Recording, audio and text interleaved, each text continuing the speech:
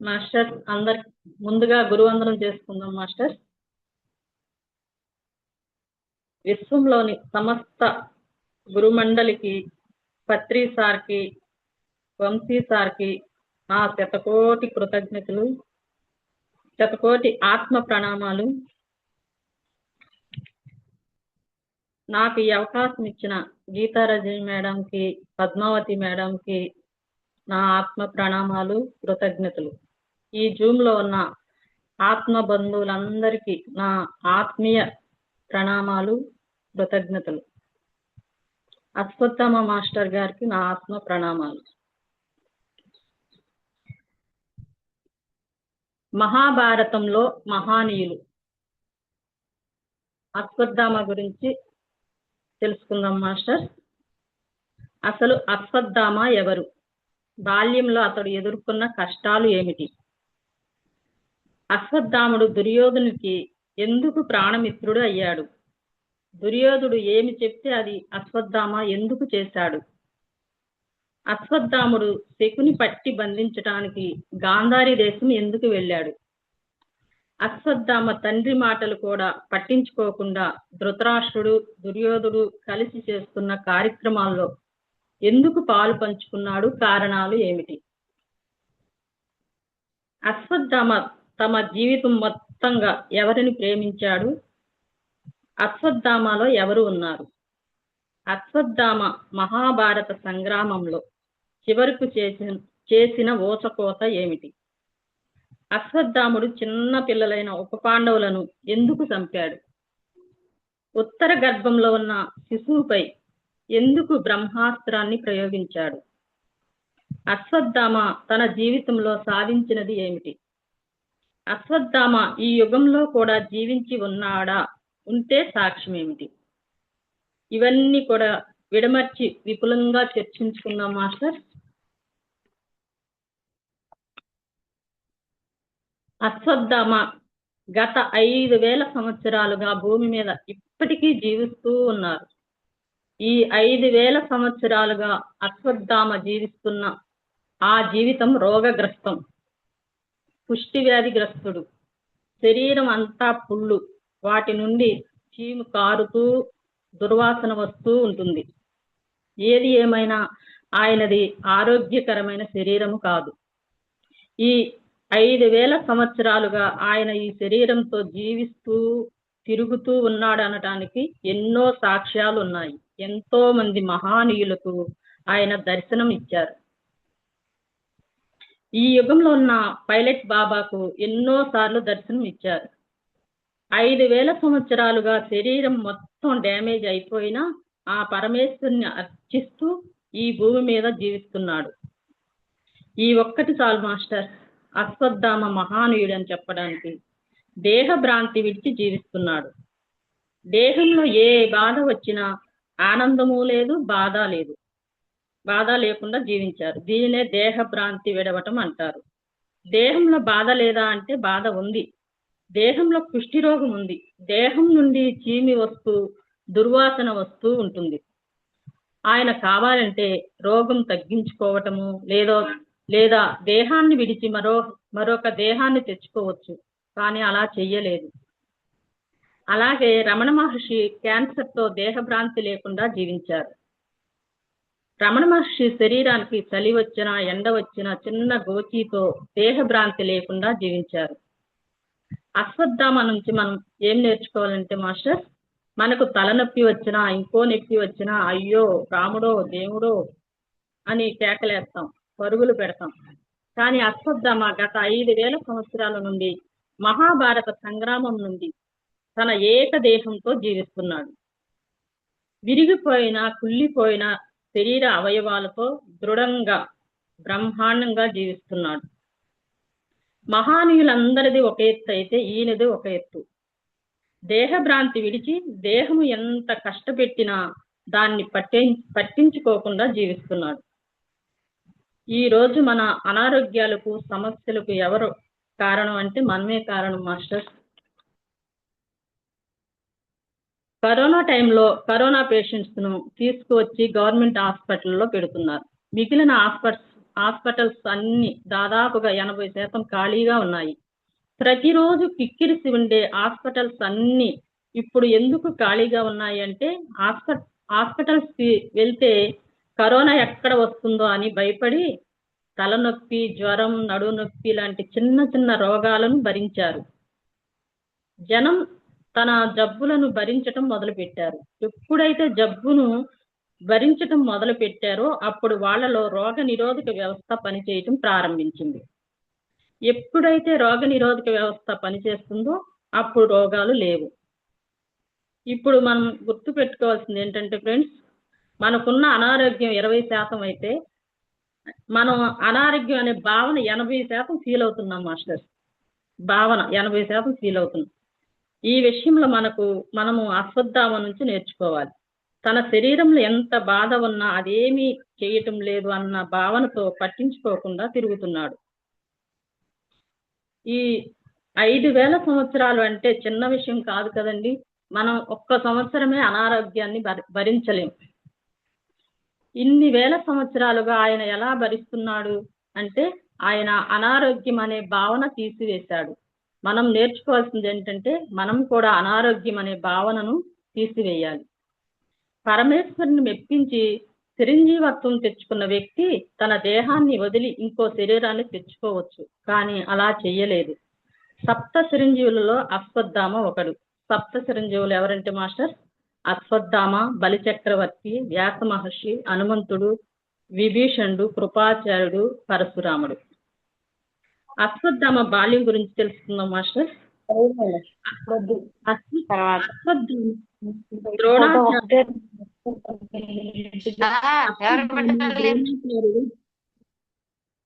Masters ఎవరు mute లో పెట్టుకోండి. అశ్వత్థామ ద్రోణాచార్యుడు కృపీలకు జన్మించిన గొప్ప సంతానం. అశ్వత్థామ చిన్నతనంలోనే చాలా పేదరికాన్ని ఎదుర్కొన్నాడు. అశ్వత్థామ బాల్యం అంతా కూడా చాలా కష్టాలమయం. ద్రోణాచార్యులు వారు తన విలువిద్యలను నమ్ముకున్నాడు. తన గురుతత్వాన్నే నమ్ముకున్నాడు. ఆయన విద్యను ఎక్కడా అమ్ముకోలేదు. విద్యను ఉచితంగా దానం చేసేవాడు. జ్ఞానాన్ని పెంచుకున్నాడు. ఆయనకు గాని ఆయన భార్య కృపీకి గాని సంపాదన మీద, రాజ్యాల మీద ఆశ లేదు. కృపాచార్యుని యొక్క సిస్టర్ కృపి. ద్రోణాచార్యుడు కృపాచార్యుని దగ్గరికి వెళ్ళినా సహాయం చేస్తాడు, కానీ ఎవరి సహాయం ఆశించలేదు.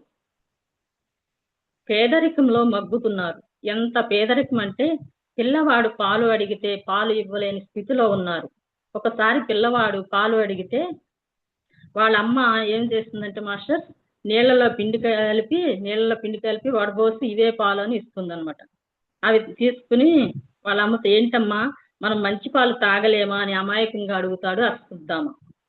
అప్పుడు ద్రోణాచార్యునికి చాలా బాధ అనిపించి ఎలాగైనా తన కొడుకుని సుఖపెట్టాలి అని ప్రయత్నం చేస్తాడు.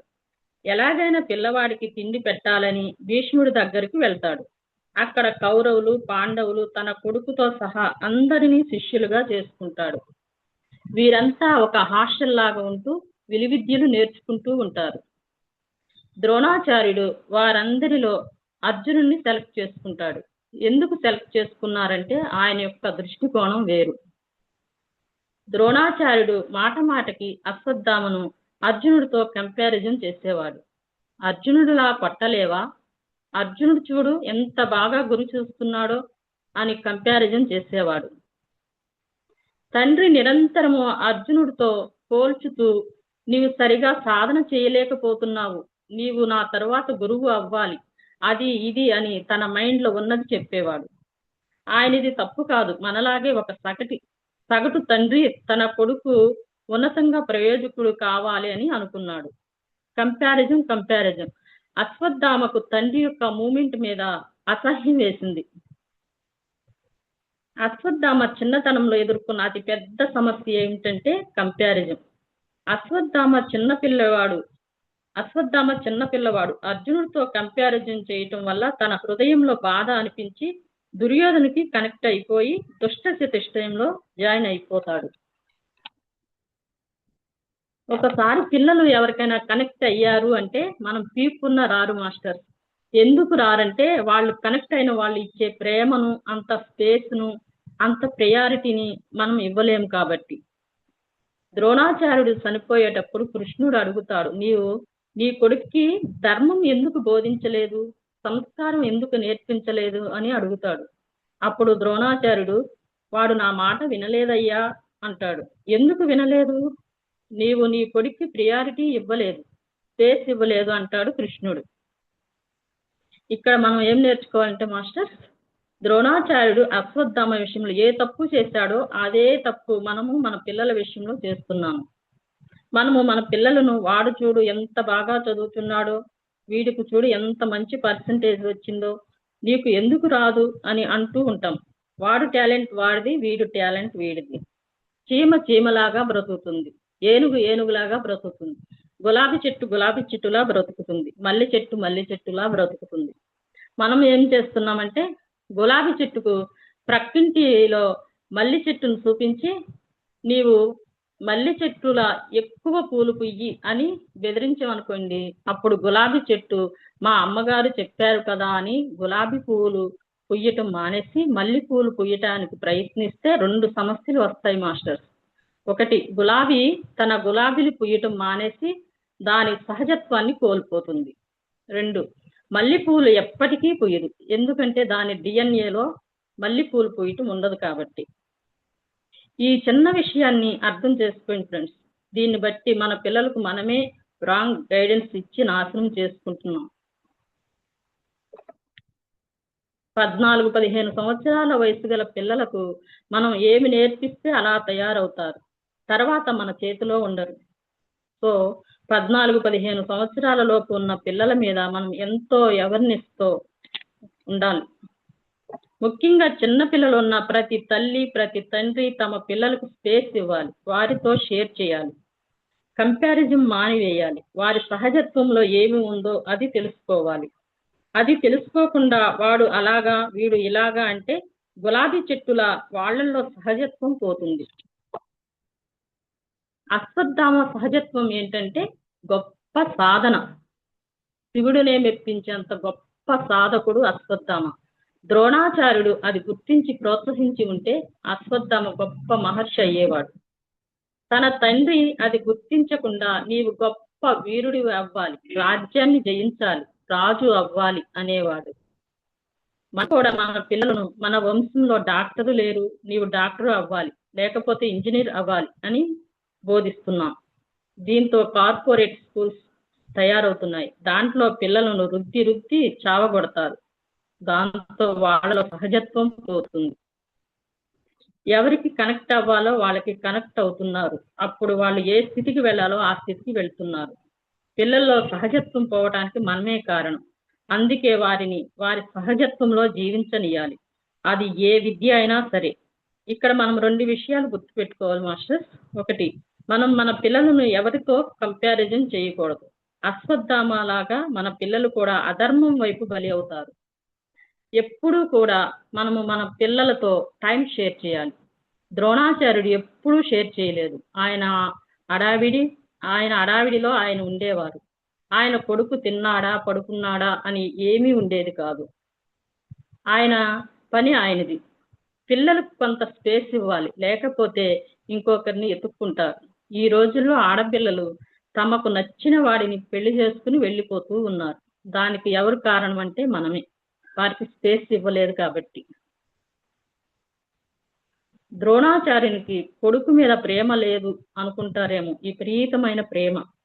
ఒకసారి ద్రోణాచార్యుని మిత్రుడు ద్రుపద మహారాజును అర్జునుడు జయిస్తాడు. అతనికి రాజ్యం వస్తుంది. వచ్చిన రాజ్యంలో అర్ధరాజ్యానికి కొడుకుని రాజును చేస్తాడు ద్రోణాచార్యుడు. మిగతా అర్ధరాజ్యాన్ని ద్రుపదరాజుకి ఇచ్చి నీవే ఏలుకో, నీకు బుద్ధి వస్తే చాలు అన్నాడు ద్రోణాచార్యుడు. అశ్వత్థామకు రాజ్యాన్ని ఇచ్చినప్పుడు మహారాజు అవుతాడు. అశ్వత్థామ శివుడిని మెప్పించి చిరంజీవత్వాన్ని సాధించిన గొప్ప సాధకుడు. ఒక బ్రహ్మర్షిగా మారాల్సిన వాడిని రాజును చేశాడు. ఈ రోజు మన బిడ్డల్ని మనం ఏం చేస్తున్నామో ఆలోచించుకోవాలి. అశ్వత్థామ రూల్స్ ప్రకారం మహర్షి అవ్వాలి. ఆయన దగ్గర ఎన్ని అస్త్రాలు ఉన్నాయో, బ్రహ్మాస్త్రం నుంచి ఎన్నెన్నో అస్త్రాలు ఉన్నాయి. అశ్వత్థామ ఇప్పటికీ హిమాలయాల్లో తపస్సులో ఉన్నాడు. దుర్యోధన్ని అశ్వత్థామ ఎంత ప్రేమిస్తాడంటే దుర్యోధనికి కూడా తెలియదు, అంత ప్రేమిస్తాడు. చాలా మంది స్నేహం అంటే దుర్యోధనుడు కర్ణుడు అనుకుంటారు, కానీ కాదు. దుర్యోధనికి అత్యంత అద్భుతమైన స్నేహితుడు ఎవరంటే అశ్వత్థామనే. దుర్యోధని కోసం ఏమైనా చెయ్యాలి అనుకునేది ఎవరంటే అశ్వత్థామనే. ప్రాణాలు సహితం పణంగా పెట్టిన వాడు అశ్వత్థామని. శకుని మాయాజుధం అయిపోయిన తర్వాత శకునిది తప్పు అని అర్థమయ్యి శకుని మనల్ని మోసం చేశాడు అని అర్థమవుతుంది. శకుని బంధించాలి అనుకుంటారు. అది తెలిసి శకుని గాంధారి దేశం పారిపోతాడు. అప్పుడు అశ్వత్థామ శకుని వెంబడిస్తాడు. శకుని బంధించి తీసుకురావడానికి దుర్యోధని పర్మిషన్ తీసుకుని గాంధారి దేశం 30 మంది సైన్యంతో అశ్వత్థామ వెళ్తాడు. ఆ యుద్ధంలో 30 మంది సైన్యం చనిపోతారు. ఇప్పుడు ఇతడు కూడా సావు తప్పి శకుని బంధించి తీసుకువస్తాడు. ప్రాణాలు సహించి గాయాలతో బతకలేని స్థితిలో తిరిగి వస్తాడు అశ్వత్థామ. ఆ యుద్ధానికి వెళ్లే ముందు ఇంటికి వెళ్ళి తల్లిదండ్రులకు నమస్కరించి, నేను యుద్ధానికి వెళ్తున్నాను, తిరిగి వస్తానో రానో చెప్పలేను అంటాడు. తండ్రి మౌనంగా ఉంటాడు. అప్పుడు అశ్వత్థామ మనసులో అనుకుంటాడు, ఇదే విషయాన్ని అర్జునుడు చెప్తే విజయోత్సవ్ అనేవాడు. తన తండ్రి నన్ను ఎందుకు ఇలా చూస్తాడు అని బాధపడతాడు. తిరిగి వెళ్తుంటే తల్లి బాధపడుతూ, నాయనా, నీవు వెళ్ళేది గాంధారీ దేశం, అక్కడ నిన్ను వాళ్ళు ఏం చేస్తారో అన్నప్పుడు అశ్వత్థామ తల్లిని హట్ చేసుకుని కన్నీళ్లు పెట్టుకుంటాడు. వచ్చేస్తుంటే తండ్రి వాళ్ళ అమ్మతో అంటాడు, వాడు ఎవడనుకుంటున్నావు? అశ్వత్థాముడు, ద్రోణాచార్యుని కొడుకు, చిరంజీవి, వాడిని ఎవరూ ఏమీ చెయ్యలేరు అంటాడు. ఆ మాటలు అశ్వత్థామ చెవున పడతాయి. అప్పుడు తండ్రిని హట్ చేసుకుని ఏడవాలి అనుకుంటాడు, కానీ అంత అటాచ్మెంట్ లేదు. పిల్లల మీద అటాచ్మెంట్ ఉండాలి, ఈగో ఉండకూడదు. మొత్తం మీద గాంధారీ దేశం వెళ్తాడు. శకుని ప్రాణాలతో బంధించి తీసుకువచ్చి దుర్యోధన ముందు ఉంచుతారు. అప్పుడు దుర్యోధనుడు, ఏంటి మామ ఎలా చేశావు అంటాడు. నేను నీకోసమే చేశాను తప్ప నాలో ఏ భావన లేదు. నా మేనల్లుడు అద్భుతంగా ఉండాలి అని అలా చేశాను అంటాడు శకుని.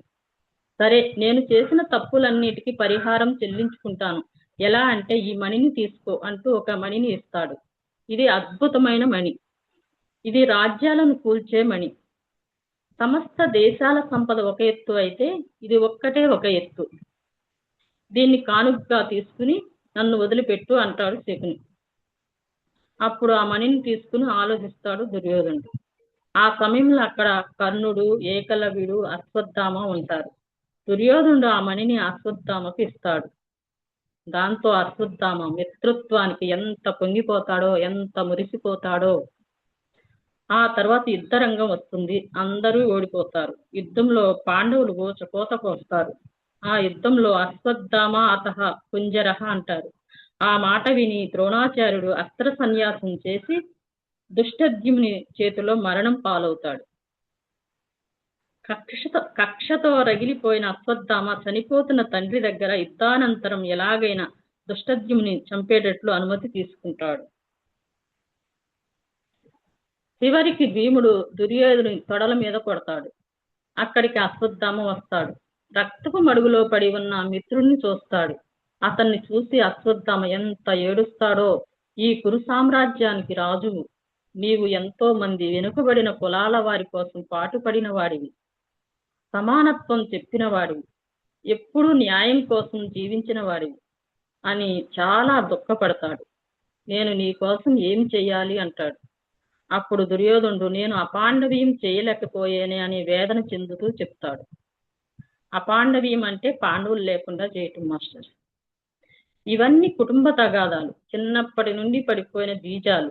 వాళ్ళు ఒకటి చేస్తారు, వీళ్ళకి నచ్చదు, వీళ్ళు ఒకటి చేస్తారు, వాళ్ళకి నచ్చదు. ఇదంతా ఒక చక్రం లాగా తిరుగుతూ పోయింది. ఎవరిని తప్పు పట్టలేం. వీటన్నిటికీ కార్యకారణ సంబంధం ఉంటుంది మాస్టర్. అశ్వత్థామకు విపరీతమైన దుఃఖం వస్తుంది. మిత్రుని కోసం ఏదో ఒకటి చేయాలి అనుకుంటాడు. రేపు తెల్లవారేలోపు అందరినీ సంహరిస్తాను అని దుర్యోధనికి మాట ఇస్తాడు. ధర్మమా అధర్మమా అనేది పక్కన పెట్టి అశ్వత్థామ యుద్ధంలో ఓచకోత కోస్తాడు. అశ్వత్థామ వైపు ముగ్గురే మిగులుతారు. ఒకడు కృపాచార్యుడు, 2 కృతవర్మ, 3 అశ్వత్థామ. ముగ్గురున్న సైన్యానికి అశ్వత్థామను సేనాపతిని చేస్తాడు దుర్యోధనుడు. ఆ రాత్రి అడవిలోకి వెళ్తాడు అశ్వత్థాముడు. ఒక్కడే కూర్చుని నేను దుర్యోధనుకి మాట ఇచ్చాను, ఎలా అపాండవ్యం చెయ్యాలి అని ఆలోచిస్తూ ఉంటాడు. నా దగ్గర బ్రహ్మాస్త్రం, బ్రహ్మ శిరోమణి అస్త్రం ఎన్నో ఉన్నాయి అని ఆలోచిస్తూ కూర్చుంటే ఆ రాత్రి వేళ గుడ్లగూబ కాకులను తరుముతూ ఉంటుంది. గుడ్లగూబకు పగులు కళ్ళు కనపడవు కాబట్టి పగులు బయటికి రాదు. కాకులకు రాత్రులు కళ్ళు కనపడవు కాబట్టి రాత్రుళ్ళు బయటికి రావు. గుడ్లగూబలు రాత్రులు కాకులపై దాడి చేస్తాయి, కాకులు పగులు గుడ్లగూబపై దాడి చేస్తాయి. కాకులకు శత్రువులు గుడ్లగూబలే. గుడ్లగూబలకు రాత్రులు స్పెషల్ పవర్ ఉంటుంది, రాత్రులు కనిపిస్తుంది. దుర్యోధని మోసంతో కొట్టారు, భీష్ముడిని మోసంతో కొట్టారు, నా తండ్రిని మోసంతో కొట్టారు. వాళ్ళ దగ్గర అస్త్రాలు ఉన్నాయి, వీళ్లను ఎలా ఎదుర్కోవాలి? గెలిచేవాడిని అయితే ఎప్పుడో గెలిచేవాడిని ఆలోచిస్తూ ఉంటాడు. వాళ్ళను దొంగ దెబ్బ తీయాలి అనుకుంటాడు. అశ్వత్థామకు ఎప్పుడైతే ఆవేశం, కోపం వస్తుందో విచక్షణ కోల్పోతాడు. అప్పుడు ప్రకృతి గుడ్లగూబ రూపంలో దారి చూపింది. అసలైన ఆట ఆడేది ఎవరంటే ఆ పరమేశ్వరుడు. ఇవన్నీ కార్యకారణ సంబంధం, విధిరాత ప్రకారం నడుస్తూ ఉంటుంది. అక్కడ పాండవుల పిల్లలు ఉంటారు, వారే ఉప పాండవులు. ఉప పాండవులు అల్పాయుష్కులు. ఈ రాత్రి వాళ్లకు మరణం ఉంది. మృత్యుదేవత ఎవరు దొరుకుతారా అని ఎదురు చూస్తూ ఉంది. అశ్వత్థామ దొరుకుతాడు, వాడుకుంటుంది. అశ్వత్థామకు అర్థం అయిపోయింది, తెల్లవారితే వాళ్ళను గెలవలేను అని. అప్పుడు రుద్రుడు అయిపోతాడు. అశ్వత్థామ శివుడు అంశ. అశ్వత్థామకు రౌద్రావతారం వచ్చింది. శిబిరాలలో ఒక్కడే ఓచకోత కోస్తాడు. కృష్ణునికి ఈ విషయం ముందే తెలిసి పాండవులను అక్కడి నుంచి తీసుకువెళ్ళిపోతాడు. ఇక్కడ మనకు ఒక డౌట్ రావచ్చు మాస్టర్, పాండవులు కుమారులను కూడా తీసుకుని వెళ్ళొచ్చు కదా అని. ఆయనకు తెలుసు వాళ్ళు ఈ రాత్రి సంహరించబడాలి అని. ఇవన్నీ కార్యకారణ సంబంధాలు. అశ్వత్థామ నిద్రపోతున్న ఉప పాండవుల పీకలు కోసేస్తాడు, గుడారాలన్నీ తగలబెడతాడు, అడ్డు వచ్చిన వారందరినీ నరికి వేస్తాడు. అడ్డు వచ్చిన తన తండ్రిని చంపిన దృష్టద్యుమ్ని కూడా నరికి వేస్తాడు. మొత్తం ఓచకోత కోస్తాడు. వారందరినీ చంపిన తర్వాత కృపాచార్యుడు బయటికి వచ్చి, అశ్వత్థామ, నువ్వు ఎంత పని చేశావు, నువ్వు చేసింది ఏంటో అర్థమైందా? పాండవులను చంపలేదు, వారు ఇక్కడ లేరు, వారందరినీ కృష్ణుడు తీసుకు వెళ్ళిపోయాడు, నీవు చంపింది వారి బిడ్డల్ని అంటాడు. అనగానే అశ్వత్థామ కూలబడిపోతాడు. చూస్తే నిజంగానే వారి పిల్లలు, ద్రౌపదికి పాండవులకి పుట్టిన పిల్లలు. ఈశ్వర, నా చేత ఎలాంటి పని చేయించావో అనుకుంటాడు. ఈ లోపు అందరూ వస్తూ ఉంటారు. అక్కడ నుండి పారిపోతాడు అశ్వత్థామ. పారిపోయి తిన్నగా మిత్రుడైన దుర్యోధని దగ్గరకు వస్తాడు. మిత్రునితో, పాండవులు పారిపోయారు, నేను వాళ్ళ పిల్లలను చంపాను, వారసులు లేకుండా చేశాను అని మిత్రునికి సంతోషం ఇవ్వాలని ఆయన తల ఒడిలోకి తీసుకుని చెప్తాడు. అప్పుడు దుర్యోధనుడు, నువ్వు ఎంత పని చేశావు, ఇలాంటి పని ఎందుకు చేశావు, నీవు కూడా కర్ణుడిలాగా వీరోచితంగా మరణించాల్సింది అంటాడు. దీన్ని బట్టి దుర్యోధనుడు ఎంత గొప్పవాడో అర్థమవుతుంది మాస్టర్. అప్పుడు అశ్వత్థామకు ఏమీ అర్థం కాదు, ఇదంతా చేసింది నీకోసమే కదా అనుకుంటాడు. మిత్రుడే సంతోషపడలేదు అని ఆలోచనలో పడతాడు. అప్పుడు దుర్యోధనుడు ఒక విషయం చెప్తాడు, నీవు ఇక్కడ నుంచి ఒక్కరోజు ఎక్కడికైనా పారిపో, తర్వాత నిన్ను వాళ్ళు ఏమీ చేయరు. ఎందుకంటే నీవు బ్రాహ్మణ పుత్రుడవు, గురుపుత్రుడవు. గురుపుత్రుని వారు చంపరు. నీవు వెళ్ళి వారికి గురువుగా ఉండు. రాజ్యానికి వెళ్తే రాజ్యంలో నీకు కూడా స్థానం ఇస్తారు. దానికి అశ్వత్థామ ఒప్పుకోరు.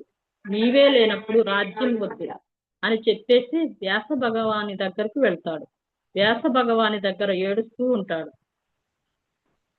వ్యాస భగవానుడు, ఆయన కూర్చో, కొంచెం సేపు శాంతించు అంటారు. ఎంత పని చేశానని రాత్రంతా ఏడుస్తూనే వాళ్ళు పాండవుల్ని చంపేశాను అని వ్యాస మహర్షి చెప్తాడు.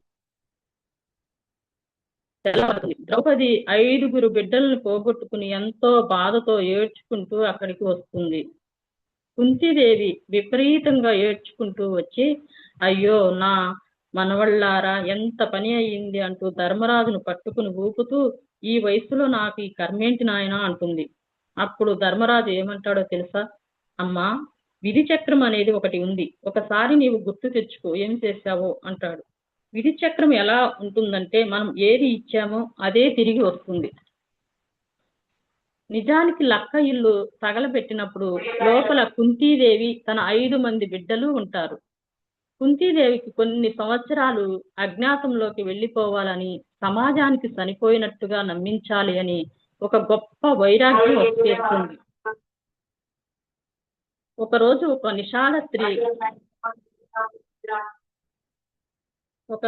నిషాద స్త్రీ తన 5 బిడ్డలను తీసుకుని వస్తుంది. కుంతీదేవి వీళ్లను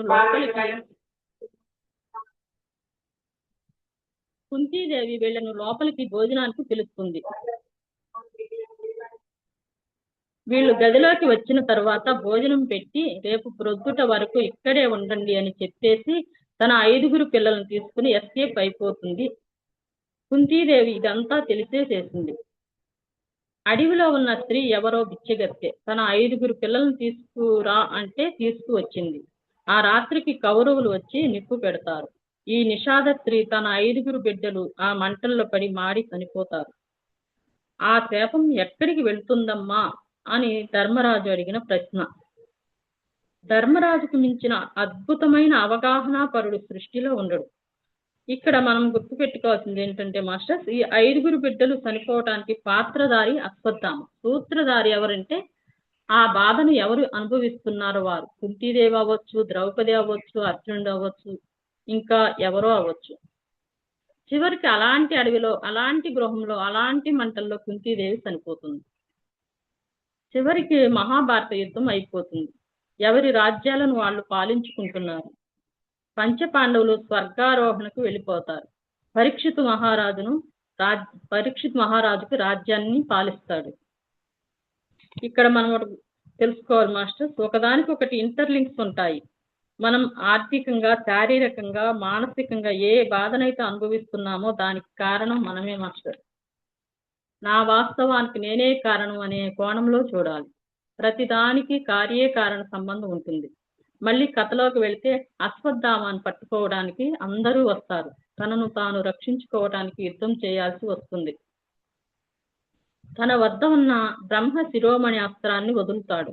దాన్ని ఆపటానికి కృష్ణుడు అర్జునుడికి నీవు కూడా వదులు అని చెప్తాడు. అప్పుడు అర్జునుడు పాశుపతాస్త్రాన్ని వదులుతాడు. ఈ 2 అస్త్రాలు రిలీజ్ అవుతాయి. ఈ 2 భయంకరమైన అణుబాంబు లాంటివి. ఆ రోజుల్లోనే అణుబాంబులు ఉన్నాయి అనటానికి ఆధారాలు కూడా ఉన్నాయి. ఇప్పటికీ కురుక్షేత్ర సంగ్రామం జరిగిన ప్రదేశంలో విరిగిపోయిన ఎముకలు దొరుకుతాయి. ఆ ఎముకలలో అణుధార్మిక తాలూకా ఆయుధాల కణాలు దొరికినాయి. అంత పవర్ఫుల్ ఆయుధాలు ఆ రోజుల్లోనే మన వాళ్ళు కనిపెట్టారు. ఈ 2 అస్త్రాలు రిలీజ్ అయినప్పుడు వేదవ్యాసుడు చెప్తాడు, మీరు ఏం చేస్తున్నారు? ఈ యుద్ధం వల్ల అంతా అంతరించిపోతుంది, ఏమీ మిగలదు. ఆ రేడియేషన్ వల్ల ప్రపంచం నాశనం అవుతుంది. అప్పుడు అర్జునుడు ఉపసంహరించుకుంటాడు. కానీ అశ్వత్థామ ఉపసంహరించుకోలేకపోతాడు. అపాండవీయం అన్నాడు కదా, అది వెళ్ళి ఉత్తర గర్భంలో పడుతుంది. ఉత్తర గర్భంలో ఉన్న బిడ్డను కృష్ణుడు రక్షిస్తాడు. అతడే పరీక్షిత మహారాజు. చివరిగా కృష్ణుడు వచ్చి, నీవు గర్భస్థ శిశువుల మీద బ్రహ్మాస్త్రాన్ని ప్రయోగించావు, బతికున్న చిన్న పిల్లలను వధించావు, కాబట్టి నీవు క్షమించదగని వాడివి అంటాడు. నీవు కలియుగాంతం వరకు జీవించు, నీకు మృత్యువు రాదు. కుష్టి వ్యాధితో శరీరం అంతా కుళ్ళిపోయి అనారోగ్యంతో భయంకరంగా జీవించు అని కృష్ణుడు శాపం పెడతాడు. అశ్వత్థామ దాదాపు 5000 సంవత్సరాలుగా ఇప్పటికీ హిమాలయాల్లో జీవిస్తూ ఉన్నాడు. ఫైనల్ గా ఈ టాపిక్ నుండి మనం ఏం నేర్చుకోవాలనేది మళ్ళీ ఒకసారి స్థూలంగా చెప్పుకుందాం మాస్టర్స్. మనం అశ్వత్థామ నుంచి ఏం నేర్చుకోవాలంటే మాస్టర్స్, అనారోగ్యం అనే భావనను తీసివేసి దేహ భ్రాంతి విడిచి జీవించాలి. ద్రోణాచార్య నుండి ఏం నేర్చుకోవాలంటే, మనం మన పిల్లలను ఇతర పిల్లలతో కంపారిజన్ చేయకుండా వారి సహజత్వంలో ఏమి ఉందో తెలుసుకుని చేయనీయాలి. 14-15 సంవత్సరాల్లోపు పిల్లలు ఉన్న ప్రతి తల్లి, తండ్రి తమ పిల్లల మీద ఎంతో అవేర్‌నెస్‌తో ఉండాలి. పిల్లలకు స్పేస్ ఇవ్వాలి. వారితో టైం షేర్ చేయాలి. పిల్లల మీద అటాచ్‌మెంట్ ఉండాలి కానీ ఈగో పనికిరాదు. మనం శారీరకంగా గానీ, మానసికంగా గానీ, ఆర్థికంగా కానీ ఏ బాధనైనా అనుభవిస్తున్నామంటే దానికి కారణం మనమే. నా వాస్తవానికి నేనే సృష్టికర్తనని తెలుసుకోవాలి. అంతే మాస్టర్స్. నాకు తెలిసింది నేను చెప్పాను. తప్పులుంటే క్షమించండి master. Thank you. Thank you masters.